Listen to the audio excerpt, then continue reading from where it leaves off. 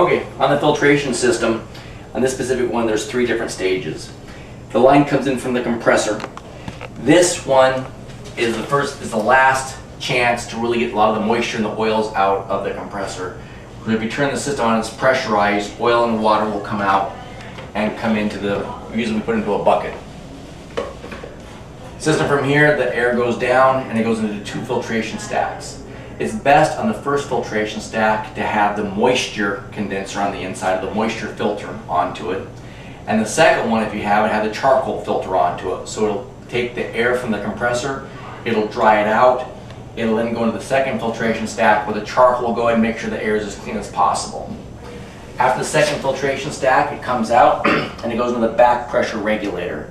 This regulator ensures that air transfers throughout the filters before it eventually goes out to the fill station here. So we have initial condensate, filtration stack 1 for the moisture, filtration stack 2 for the charcoal for the odors, and finally the back pressure regulator, which ensures that the air filters throughout the system before it goes to the compressor.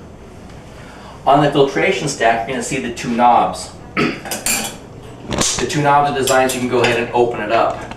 Sometimes using a separate wrench to break it free comes in handy, and you keep unscrewing it until this top eventually comes off.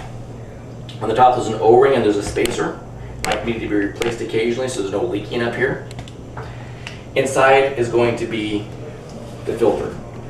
Inside the filter is going to have an indicator bar, as well as you can get an idea if the desiccant in here is discolored, it's how much it's being used throughout the process.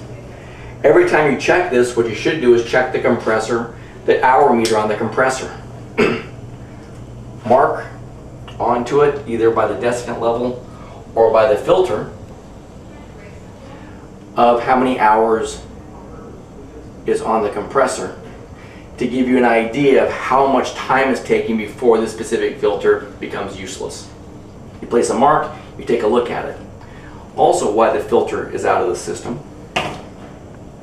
It's a good idea to use your standard and have your inspector, your cylinder inspector, take a quick look on the inside, checking for cracks, corrosion, or damage on the inside, or extra moistures. Clean it out if need be. Check it to make sure for safety. Take your filter. Oh, also, when you first install a filter, there's a cap on the bottom and there's a cap on the top. Anytime you replace the filters, ensure that both of these caps have been removed before dropping it into the filter housing. Once it's in the housing, make sure that threading is clean. Take the system and secure it down. Just snug it in place. And secure it in place. Do this on a regular basis. Keep track of it for your logs, and that way you have a much better idea of how often to replace the filters based upon your environment that you're using them in.